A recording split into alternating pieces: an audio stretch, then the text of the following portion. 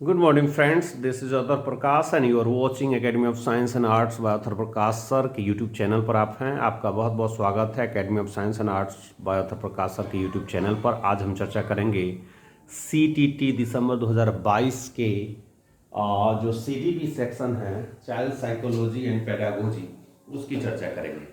आज का जो चैप्टर होगा वो एजुकेशनल साइकोलॉजी, एजुकेशनल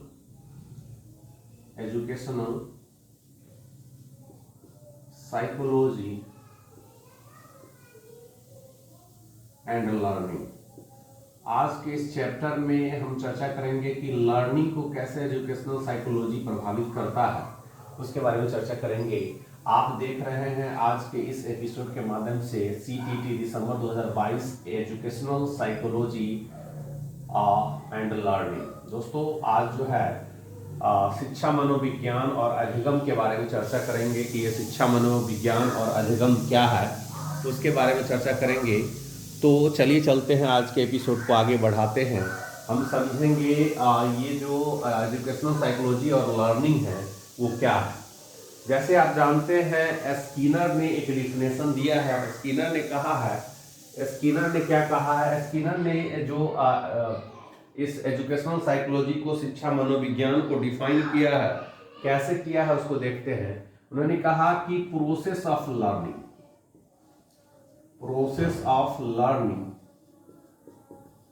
और प्रोसेस ऑफ लर्निंग और प्रोसेस ऑफ टीचिंग, इस दोनों की चर्चा, ये दो चीजों की चर्चा जो है स्किनर साहब ने किया है। स्किनर जो कि एक मनोवैज्ञानिक है, स्किनर ने जो है एजुकेशनल साइकोलॉजी को डिफाइन किया। उसमें उन्होंने कहा यह जो है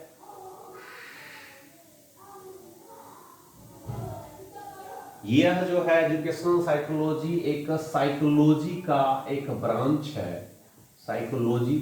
ब्रांच है। It is the branch of psychology, educational psychology is the branch of psychology in which we study about the process of learning and process of teaching। सीखने के प्रक्रिया का अध्ययन करते हैं हम स्टडी किसका करते हैं इसमें, एजुकेशनल साइकोलॉजी में।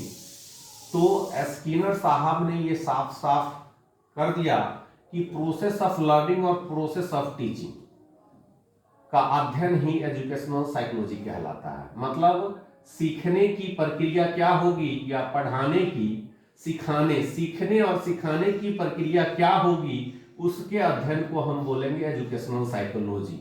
मतलब कोई भी बच्चा कैसे सीखेगा और कोई भी टीचर कैसे पढ़ाएगा, वो सारी बातें का अध्ययन जो है बीएफ स्किनर ने कहा है कि एजुकेशनल साइकोलॉजी का मतलब होता है कि सीखने की प्रक्रिया और सिखाने की प्रक्रिया के अध्ययन को हम एजुकेशनल साइकोलॉजी कहते हैं। उन्होंने कहा कि एजुकेशनल साइकोलॉजी जो है वो साइकोलॉजी का एक ब्रांच है। Educational psychology is the most important branch of psychology in which we study about the process of learning and process of teaching. हम जो एजुकेशनल साइकोलॉजी में लर्निंग और टीचिंग की बात करते हैं। लर्निंग क्या है? अगर लर्निंग को डिफाइन करने का प्रयास करें तो लर्निंग का मतलब होता है मॉडिफिकेशन ऑफ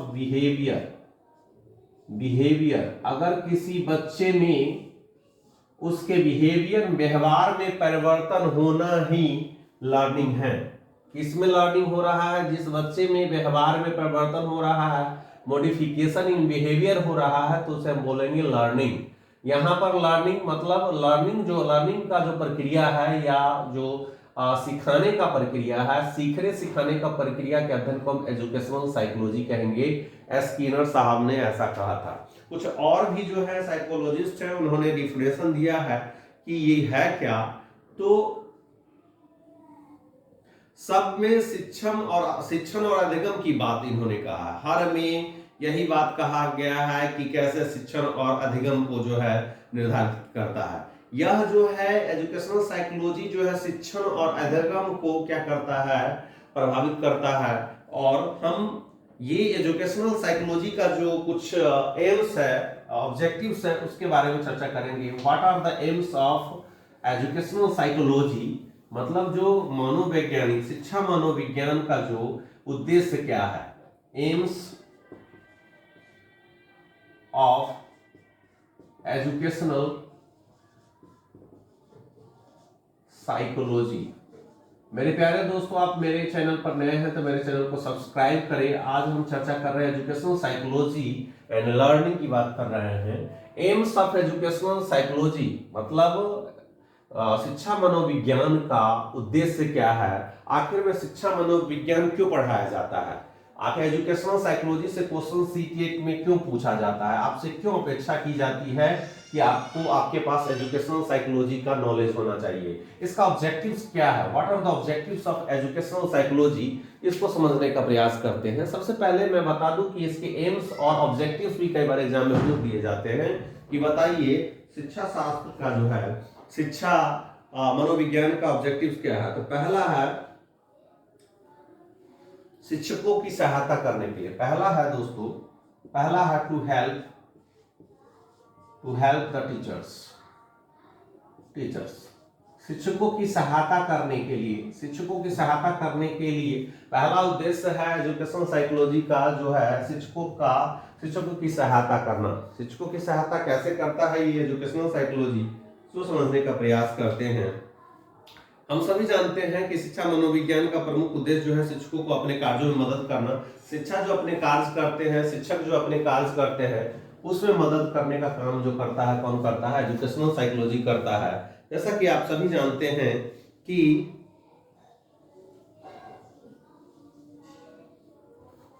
और जो भी एजुकेशनल प्रॉब्लम्स होते हैं उसको सॉर्ट आउट करने में ये मदद करता है। जैसा कि आप जानते हैं कि देखिए पहला पॉइंट क्या है कि टू हेल्प द टीचर्स, शिक्षकों को मदद करता है।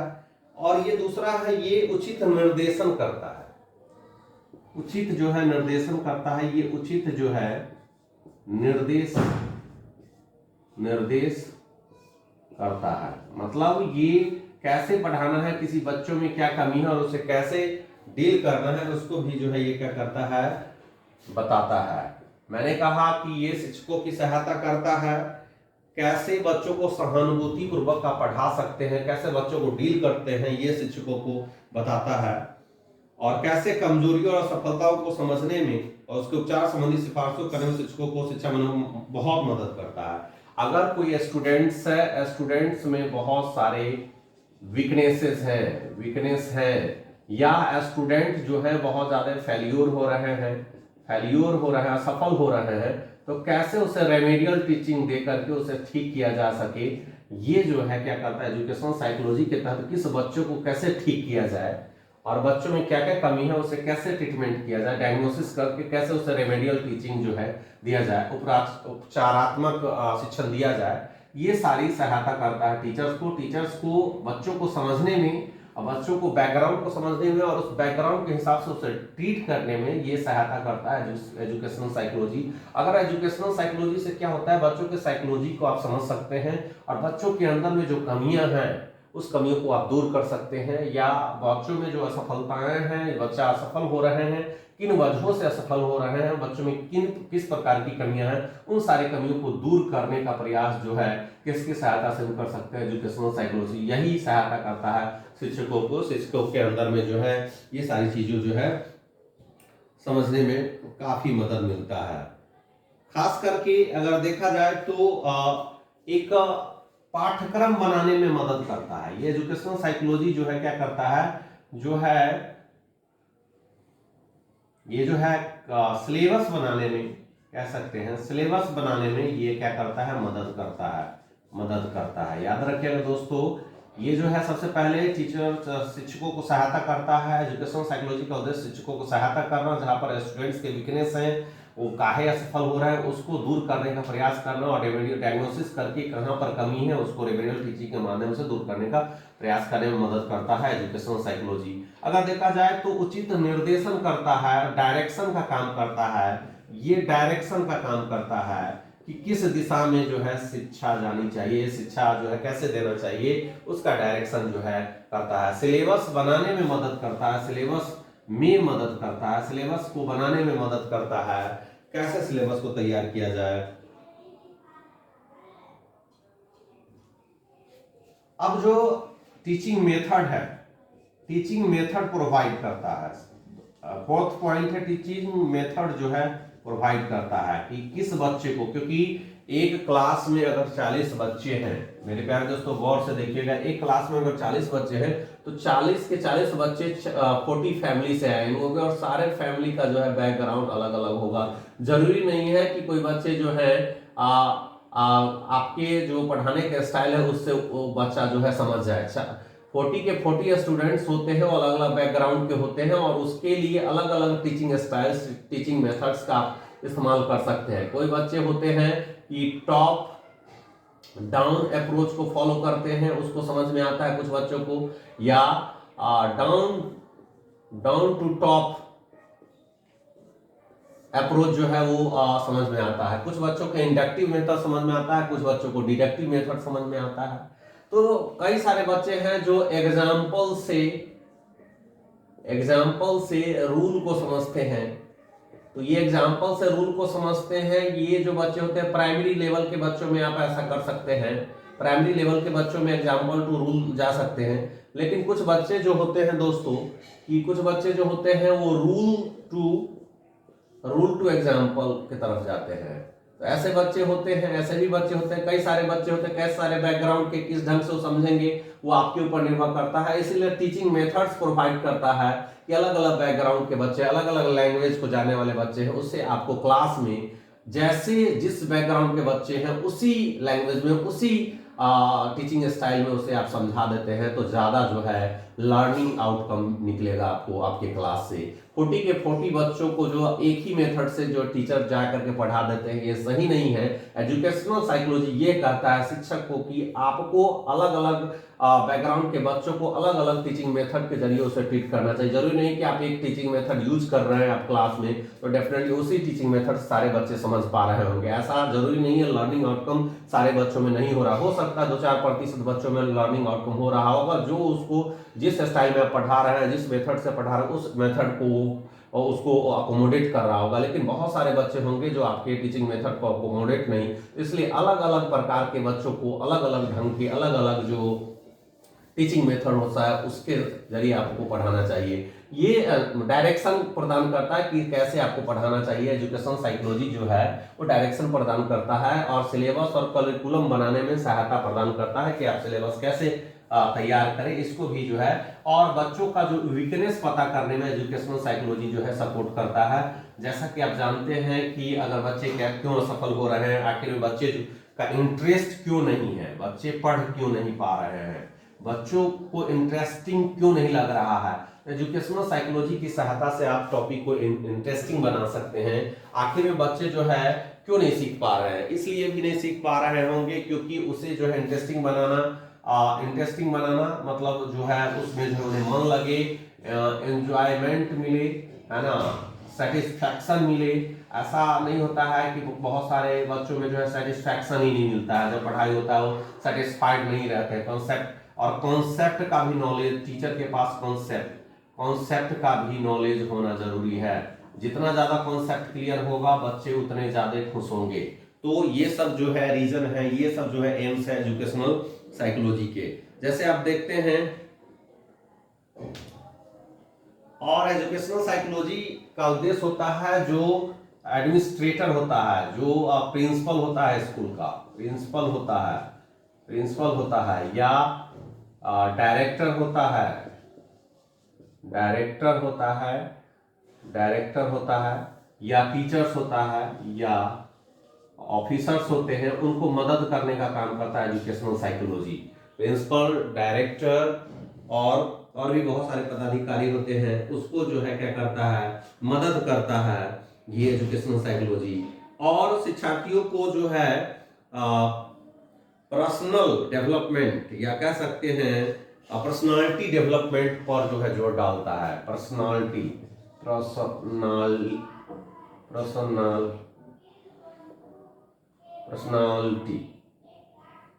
पर्सनालिटी डेवलपमेंट को क्या करता है, ये इनकरेज करता है। अगर किसी बच्चों का सर्वांगीण विकास करना है तो एजुकेशनल साइकोलॉजी के का उद्देश्य है बच्चों में सर्वांगीण होलिस्टिक डेवलपमेंट जो है प्रोवाइड करना। जैसे बहुत सारे प्रिंसिपल है या अधिक प्रशासक है, एडमिनिस्ट्रेटर है, उसको क्या करता है, ये एजुकेशनल साइकोलॉजी जो है वो सहायता प्रदान करता है स्कूल को बेहतर ढंग से चलाने के लिए। क्योंकि एजुकेशनल साइकोलॉजी की सहायता से ही हम स्कूल को बेहतर ढंग से चला सकते हैं। या किसी बच्चे का पर्सनालिटी डेवलपमेंट करना है, उसका हॉलिस्टिक डेवलपमेंट करना है, सर्वांगीण विकास करना है, तो एजुकेशनल साइकोलॉजी का जो ऑब्जेक्टिव है बच्चों का हॉलिस्टिक डेवलपमेंट, मतलब किसी एक क्षेत्र में नहीं। एक क्षेत्र कहने का मतलब LSRW, मतलब लिसनिंग उसका बहुत बेस्ट होना चाहिए, स्पीकिंग भी बेस्ट होना चाहिए, रीडिंग भी बेस्ट होना चाहिए और राइटिंग भी बेस्ट होना चाहिए, और कॉन्सेप्ट को बहुत बेहतर ढंग से और क्रिएटिविटी भी उसके अंदर में डेवलप होनी चाहिए।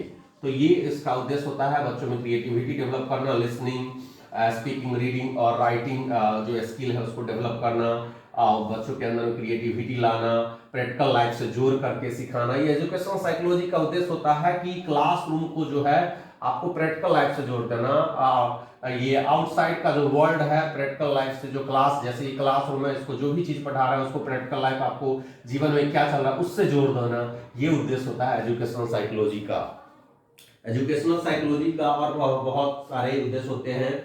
यह क्या करता है, अभिभावकों को, जो गार्जियन होते हैं उसको जो है मार्गदर्शन करता है कि बच्चों को कैसे डील करना चाहिए। क्योंकि एजुकेशनल साइकोलॉजी वैसे गार्जियन वगैरह जो होते हैं उन्हें भी जानना चाहिए। ये गार्जियन को क्या करता है, ये पायनियर करता है। पायनियर मतलब मार्गदर्शन करता है। गार्जियन को मार्गदर्शन करने का काम ये कौन करता है, एजुकेशनल साइकोलॉजी, की बच्चों को किस क्षेत्र में जाना, बच्चों को जिस क्षेत्र में रुचि है, उसका इंटरेस्ट है, उसी क्षेत्र में उसे भेजना चाहिए। हमें अपना दबाव बच्चों पर नहीं डालना चाहिए ताकि बच्चे जो हैं वो दुखी हो जाए कि हमें गार्जियन जबरदस्ती कर रहे हैं या फोर्स कर रहे हैं हमें इस चीज़ को पढ़ने के लिए। तो हमारा कर्तव्य होता है कि बच्चों को उसी एरिया में, उसी क्षेत्र में हमें भेजना चाहिए। ज़्यादा से ज़्यादा इस वीडियो को शेयर करें, लाइक करें, सब्सक्राइब करें मेरे चैनल को। और भी उद्देश्य है किसका, एजुकेशनल साइकोलॉजी का, जैसे ये जो एवोल्यूशन है, मूल्यांकन है, एवोल्यूशन जो है, मूल्यांकन के जो है, जो प्रॉपर मेथड्स को जो है प्रोवाइड करना। मूल्यांकन का जो भी मेथड्स आप जो यूज करते हैं स्कूल में, उस सारे के सारे मेथड जो है एजुकेशनल साइकोलॉजी का उद्देश्य होता है कि मूल्यांकन का जो है प्रॉपर मेथड्स जो है प्रोवाइड करना। और इसी में फिजिकल एजुकेशन भी देना। ये एजुकेशनल साइकोलॉजी का एक और उद्देश्य है, फिजिकल एजुकेशन देना, शारीरिक शिक्षा देना। हर स्कूल में फिजिकल एजुकेटर होता है, फिजिकल टीचर होता है। क्यों दिया जाता है, क्योंकि एजुकेशनल साइकोलॉजी का उद्देश्य होता है कि फिजिकल एजुकेशन बच्चों के अंदर में जो है उसके शारीरिक विकास के बारे में जानकारी, शरीर का क्या महत्व है, उसके बॉडी का क्या महत्व है, उसको ज्ञान अर्जित करने में, लर्निंग को कहीं ना कहीं जो फिजिकल बॉडी जो है वो भी प्रभावित करता है। तो फिजिकल एजुकेशन जो है प्रदान करने में जो है ये मदद करता है। जो कोऑपरेटिव लर्निंग होता है उसको समझने में सहायता करता है। पीयर लर्निंग होता है, जो समूह में बच्चा सीखता है, किसी प्रोजेक्ट के जरिए, किसी आप एक वर्क दे दीजिए, ग्रुप वर्क दे दीजिए, ग्रुप प्रोजेक्ट दीजिए, उसके जरिए उसको समझने में इसको आसानी होती है। अब है सिग्निफिकेंस ऑफ, ये तो सारी चीजें हमने बताया कि एजुकेशनल साइकोलॉजी का जो आपका एम्स है, उद्देश्य क्या क्या है, उस पर हमने चर्चा किया। अब आगे हम चर्चा करने जा रहे हैं जो बहुत इंपॉर्टेंट है, वो इम्पोर्टेंस ऑफ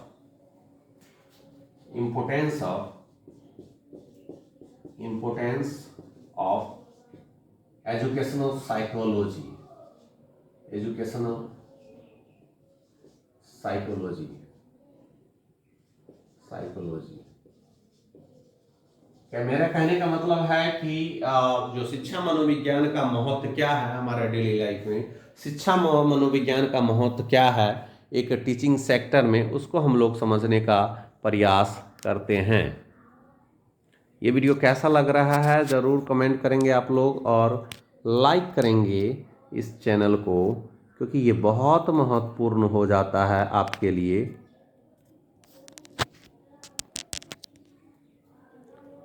ज़्यादा से ज़्यादा इस वीडियो को शेयर करेंगे। कैसा लग रहा है वीडियो ज़रूर कमेंट करेंगे, लाइक करेंगे, शेयर करेंगे। आज हम महत्व की चर्चा कर रहे हैं, जो कि एजुकेशनल साइकोलॉजी का जो महत्व है उसके बारे में हम चर्चा करेंगे कि क्या महत्व है।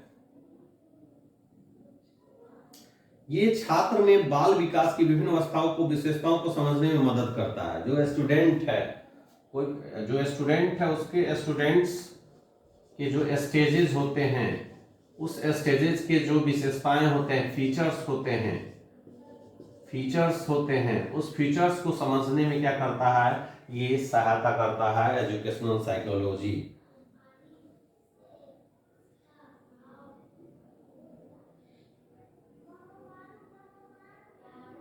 देखिए, शिक्षक शिक्षण करते समय, जब शिक्षक जो है, टीचर जो है टीचिंग करता रहता है, तो उस समय में सिर्फ वो टीचिंग नहीं करता है, वो ये भी देखता है कि स्टूडेंट्स में कौन कौन से मेरिट्स हैं, या और कौन कौन से उसके अंदर में डिमेरिट्स हैं, उसको कैसे हटाया जाए और मेरिट्स को और बढ़ाया जाए, ये भी पढ़ाने के दौरान इसमें एजुकेशनल साइकोलॉजी का महत्व बढ़ जाता है। जब कोई भी टीचर क्लास लेता रहता है, कोई भी टीचर जो है स्कूल में क्लास लेता रहता है, तो उस समय में बच्चों की गुणवत्ता को ध्यान में रखना, बच्चों के अंदर में क्या क्या मेरिट्स है, उसका क्या क्या डिमेरिट्स है, उसका लैक क्या है, उसका जो है स्ट्रॉन्ग पॉइंट क्या है, या और भी चीजें, स्ट्रेंथ क्या है, ये सारी जानकारी जो है एजुकेशनल साइकोलॉजी के वजह से टीचर के पास चली जाती है, और उसका महत्व और भी उस समय बढ़ जाता है। अगर आपके पास एजुकेशनल साइकोलॉजी का नॉलेज नहीं है, तो आप बच्चों के मेरिट्स को नहीं समझ पाएंगे, उसका डिमेरिट्स कहाँ है, उसके कैसे उसे सुधारा जा सकता है, उसमें जो कमियां हैं उसको कैसे दूर किया जाता है, वहां पर महत्व बढ़ जाता है एजुकेशनल साइकोलॉजी का। अगर एजुकेशनल साइकोलॉजी नहीं है उसके पास, तो बच्चों को बहुत बेहतर ढंग से वो ट्रीट नहीं कर पाएंगे। अगर कोई बच्चा किसी चीज में कमजोर है, तो उसे हम बहुत जोर से डांट देंगे तो वो प्रश्न नहीं कर पाएगा, हम उसे उस ढंग से फ्रीडम नहीं दे पाएंगे, जिस कारण से उसके अंदर में जो क्रिएटिविटी की भावना है, क्वेश्चन पूछने की भावना है, या ब्रेन स्टॉर्मिंग जो है, वो ब्रेन स्टॉर्मिंग नहीं कर पाएगा। तो जरूरी है कि टीचर को एजुकेशनल साइकोलॉजी का नॉलेज होना चाहिए। उस समय महत्व बहुत ज़्यादा बढ़ जाता है। जितने ज़्यादा एजुकेशनल साइकोलॉजी का नॉलेज आपके अंदर में है, तो क्लास उतना शानदार और जानदार और जबरदस्त होगा, क्योंकि आप हर एक बच्चों की क्वालिटी को समझेंगे, मेरिट्स को, डिमेरिट्स को समझेंगे, उसमें क्या क्या वीकनेस है, क्या क्या उसके अंदर में है, क्या है बैकग्राउंड उसका, क्या है उसका लैंग्वेज, क्या है, क्या उसका एटीट्यूड है, क्या उसका एक्टिविटीज है, सारी चीजों पर गौर करके उसमें जो कमियां हैं उसको दूर करने का प्रयास टीचर जो है कर सकता है। किसकी सहायता से? तो एजुकेशनल साइकोलॉजी की सहायता से। तो ये वीडियो कैसा लग रहा है जरूर कमेंट करेंगे, लाइक करेंगे, शेयर करेंगे, क्योंकि यहाँ से डायरेक्ट क्वेश्चन, जितनी भी हम बातें बोल रहे हैं, उससे डायरेक्ट क्वेश्चन आपको सीटीटी में देखने को मिल सकता है। अगला पॉइंट है दोस्तों, यह जो है पाठ्यक्रम के निर्माण में भी जो है ये सपोर्ट करता है। ये जो सिलेबस के निर्माण में, सिलेबस के निर्माण में जो है ये एजुकेशनल साइकोलॉजी है, बहुत ज्यादा सहायता करता है। अब इसी में जो इफेक्टिव टीचिंग मेथड को ढूंढने में सहायता करता है। टीचिंग मेथड को मतलब कौन सा इफेक्टिव टीचिंग मेथड है जो बच्चों को बहुत बेहतर लर्निंग आउटकम दिया जा सके। लर्निंग आउटकम जो है, बच्चों में लर्निंग आउटकम जो है दिया जा सके, वो इम्पोर्टेंट है। ये इफेक्टिव टीचिंग मेथड का पता एजुकेशनल साइकोलॉजी के जरिए लगाया जा सकता है कि कौन सा मेथड किस बच्चों को सूट करेगा।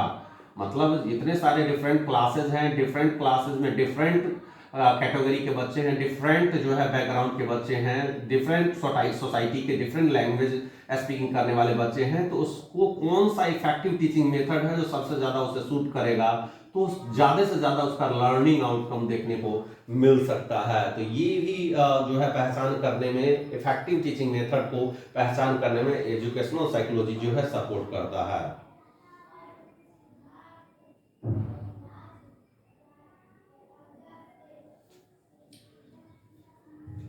एक होता है पॉजिटिव एटीट्यूड। क्या होता है, एजुकेशनल साइकोलॉजी के वजह से बच्चों के अंदर में पॉजिटिव एटीट्यूड जो है डेवलप होता है, क्योंकि उसके सिलेबस के प्रति भी पॉजिटिव एटीट्यूड जो उसके अंदर में पॉजिटिव टेंडेंसी आ जाती है। पॉजिटिव टीचर के प्रति, टीचर को भी वो रिगार्ड करने लगता है, स्कूल के प्रति या किसी भी टीचर के प्रति उसके अंदर में जो है रेस्पेक्ट आ जाता है, उसके अंदर में जो पॉजिटिव टेंडेंसी आ जाती है, सकारात्मक प्रवृत्ति आ जाती है। वो चाहे वो चैप्टर के प्रति, कोई चैप्टर पढ़ रहा है तो उसके प्रति भी जो है उसके अंदर में एक क्या आ जाता है, एक उसके अंदर में जो है उसके प्रति जो है पॉजिटिवनेस उसके अंदर में आ जाती है। वो पॉजिटिव हो जाता है अपने टॉपिक के प्रति, वो टॉपिक को बहुत ही बढ़िया से पढ़ता है, बहुत बढ़िया से सुनता है, टीचर को बहुत बढ़िया से सुनता है, टीचर से जो है वो कन्वर्सेशन जो डायलॉग जो है बहुत ही बहुत बेहतर तरीके से डायलॉग करता है, क्वेश्चन भी बहुत बेहतर ढंग से पूछ पाता है, क्योंकि सिलेबस के प्रति भी बच्चा क्या होता है उसके अंदर पॉजिटिव एटीट्यूड डेवलप हो जाता है। सिलेबस के प्रति जो पॉजिटिव टेंडेंसी है, टीचर के प्रति, स्कूल के प्रति या क्लास के प्रति, ऐसा नहीं कि क्लास में वो बहुत हल्ला करेगा, नहीं, बिल्कुल। अगर एजुकेशनल साइकोलॉजी के तहत अगर बच्चों को शिक्षा दिया जाए तो डेफिनेटली बच्चों में जो है वो जो हल्ला करने की प्रवृत्ति है, नॉइज क्यों करता है बच्चा, क्योंकि बच्चा वो समझता नहीं रहता है। वही बच्चे हल्ला करते हैं जो जिसको समझ में, क्लास समझ में नहीं आ रहा है, तो पता करना है कि आखिर में बच्चा समझ क्यों नहीं रहा है, उसकी कमजोरी क्या है, क्या दिक्कत है। हो सकता है उसका बेसिक उस टॉपिक में क्लियर ना हो, इस कारण से वो बच्चा नहीं समझ पा रहा हो, तो उसके बेसिक्स को क्या करेंगे, अलग से उसे रेमेडियल टीचिंग देकर के, अलग से बेसिक्स का उसका डायग्नोस्टिक करके और उसका रेमेडियल टीचिंग देकर के उसके कमजोरी को दूर करेंगे, ताकि बच्चों में जो है वो टॉपिक के प्रति जो है पॉजिटिव टेंडेंसी आए, या सिलेबस के प्रति, या टीचर के प्रति, या स्कूल के प्रति। तो एजुकेशनल साइकोलॉजी का ये वैल्यू है कि वो क्या करता है, सिलेबस के प्रति बच्चों को बहुत ज्यादा कॉन्शियस करता है, उसको पॉजिटिव टेंडेंसी डेवलप करता है, टीचर के प्रति, स्कूल के प्रति, क्लास के प्रति, टॉपिक के प्रति, है ना, उसे जो है जिम्मेदार बनाने का काम करता है। या उसका जो फ्रेंड्स हैं, उसके पीयर हैं, जो साथी हैं, उसके जो साथी हैं, मेट हैं, उस मेट्स के प्रति भी जो है पॉजिटिव एटीट्यूड उसका जो है डेवलप हो जाता है। वो कभी भी अपने साथी के बारे में वो बुरा नहीं सोच पाते, क्योंकि एजुकेशनल साइकोलॉजी की ये खासियत है कि पॉजिटिवनेस जो है वो स्प्रेड करता है, पॉजिटिव ला देता है, पूरे क्लास को पॉजिटिव बना देता है, पूरा सिलेबस पॉजिटिव हो जाता है, टीचर पॉजिटिव हो जाता है, स्कूल पॉजिटिव हो जाता है, मतलब सबको पॉजिटिव टेंडेंसी इतना ज्यादा डेवलप हो जाता है कि बच्चों के अंदर में जो है। इसलिए एजुकेशनल साइकोलॉजी का जानकारी हर एक टीचर को होना बहुत जरूरी है, क्योंकि विद्यार्थियों में जो क्षमता होता है, उसमें जो एप्टीट्यूड होता है या टेंडेंसी होता है, वो अलग अलग होता है। क्योंकि हम समझते हैं कि इंडिविजुअल डिफरेंस होता है, इंडिविजुअल डिफरेंसेस होते हैं बच्चों में। क्या होते हैं, इंडिविजुअल डिफरेंसेस होते हैं दोस्तों, व्यक्तिगत भिन्नता। इस संसार में कोई भी दो लोग जो है समान नहीं है, चाहे वो चेहरे से हो, चाहे उसके अंदर में चेहरे से हो, चाहे उसके विचार से हो। इस संसार में दो लोग कभी भी समान नहीं हो सकते हैं, चाहे संस्कृति से हो, चाहे उसके भाषा से हो, बिल्कुल वो अलग होते हैं। क्यों अलग होते हैं, अब देखिए एजुकेशनल साइकोलॉजी क्या करता है कि स्टूडेंट्स में क्या करता है, इंडिविजुअल डिफरेंस को अंडरस्टैंड करने की क्षमता को विकसित करता है, अंडरस्टैंडिंग को डेवलप करता है कि जो दो व्यक्ति, अगर दो व्यक्ति हैं, यहाँ पर आप देख लीजिए ये दो व्यक्ति है, तो ये दो व्यक्ति एक जैसा कभी नहीं होगा। अब यहाँ पर हम पिक्चर भी बनाए तो दोनों एक जैसा नहीं होगा, ये भी आदमी है और ये भी आपका आदमी है, तो दोनों में इंडिविजुअल हो सकता है इसका लर्निंग स्पीड ज्यादा होगा, हो सकता है आईक्यू जो है इसका ज्यादा होगा, हो सकता है इसका आईक्यू जो है ज्यादा होगा। तो ये इंडिविजुअल डिफरेंस की वजह से हो सकता है इसका स्पीकिंग स्किल अच्छा होगा, लेकिन इसका जो है राइटिंग स्किल जो है वीक होगा। हो सकता है इसका जो है राइटिंग स्किल जो है स्ट्रांग होगा और स्पीकिंग स्किल वीक होगा। इसका ये मतलब नहीं कि ये तेज है और ये कमजोर है, या ये कमजोर है ये तेज है, ऐसा नहीं है। ये एजुकेशनल साइकोलॉजी ये बताता है कि न ये बच्चा तेज है न ये बच्चा कमजोर है, बल्कि क्या है कि दोनों बच्चों के अंदर में क्रिएटिविटी है, और जितना समझने की शक्ति, कैपेसिटी इसके अंदर में उतना ही इसके अंदर में है। क्योंकि इंडिविजुअल डिफरेंस के कारण वो दोनों क्या होते हैं, अलग होते हैं। हो सकता है किसी दूसरे क्षेत्र में बहुत ज्यादा तेज हो और ये किसी दूसरे क्षेत्र में तेज हो, इसका ये मतलब नहीं है कि दोनों का हम तुलना करें। इंडिविजुअल डिफरेंस को समझेंगे बच्चे तो डेफिनेटली क्या होंगे, एक बच्चे के प्रति दूसरे बच्चे की जो अंडरस्टैंडिंग है, जो समझ है वो विकसित होगा, कैसे उसे डील करना है वो विकसित होगा उसके अंदर में, क्योंकि सभी की क्षमताएं जो है अलग अलग होती हैं। इसी वजह से, क्योंकि एक बच्चा दूसरे बच्चा नहीं समझ पाता है कि हम दोनों अलग हैं, हम लोगों के विचार भी अलग हो सकते हैं, लेकिन पर्पस इस क्लास में क्या है, हमें ज्यादा से ज्यादा लर्निंग आउटकम जो है अचीव करना है। यही पर्पस है इस दोनों छात्रों का और भी छात्रों का। लेकिन इस दोनों बच्चों को ये पता नहीं है कि हम दोनों में भिन्नताएं हैं, हम दोनों में इंडिविजुअल डिफरेंसेस हैं। ये अगर, क्योंकि हमारे कैपेसिटी, हमारा जितना मेरिट्स डिमेरिट्स है, सब में जो है विभिन्नताएं हैं, और इसी विभिन्नताएं के कारण हम दोनों अलग हैं। इसका ये मतलब नहीं कि हम दोनों एक दूसरे से, हम तेज हैं वो कमजोर है, वो कमजोर है हम तेज हैं, ऐसा नहीं है।